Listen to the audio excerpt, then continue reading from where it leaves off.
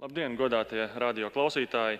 Jaunās vienotības frakcijas ieskatā šīs dienas nozīmīgākais Saeimas lēmums ir grozījumi 3. un galīgajā lasījumā sabiedrisko elektronisko plašsaziņas līdzekļu un to pārvaldības likumā.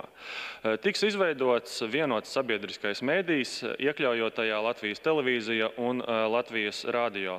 Tas būs vienots, stiprs un neatkarīgs mēdījis, kurā tiks koncentrēti visi resursi. Vienotais Latvijas sabiedriskais mēdījis darbu uzsāks 2025. gadā.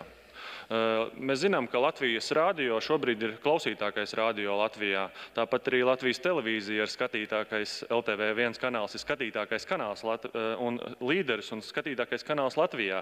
Tomēr mūsdienās ar to diemžēl vairs nepietiek. Gan televīzijas, gan radio skatītāju skaits sarūk gan Latvijā, gan arī pārējā pasaulē. Un pēdējo 20 gadu laikā ar vien lielāku lomu ieņem internets, un sabiedriskie mediji sasniedz ar vien mazāku iedzīvotāju daļu. Un apvienošana ļaus vienotajiem medijiem kļūt par stipru spēlētāju arī interneta un digitālajā vidē. Un stiprinās jau esošos saziņas un informācijas kanālus. Un kopumā sasniedzot lielāku auditoriju, stiprinās arī Latvijas informatīvo telpu. Būtiski uzsvērt, ka tiks saglabāti gan Latvijas televīzijas, gan Latvijas radio zīmoli. Žurnālisti strādās kopīgi, bet redakcijas joprojām būs neatkarīgas. Ir paredzēts ievērojams finansējuma pieaugums, kas vidējā termiņā nebūs mazāks par 0,12% no iekšzemes koprodukta. Papildu finansējums ļaus veidot kvalitatīvāku ziņu saturu un vairāk vietējo oriģinālu saturu. Lēmums par Latvijas sabiedriskā mēdīja izveidi nenāca viegli, to skatīja vismaz 3 saimās vairāk nekā 10 gadus.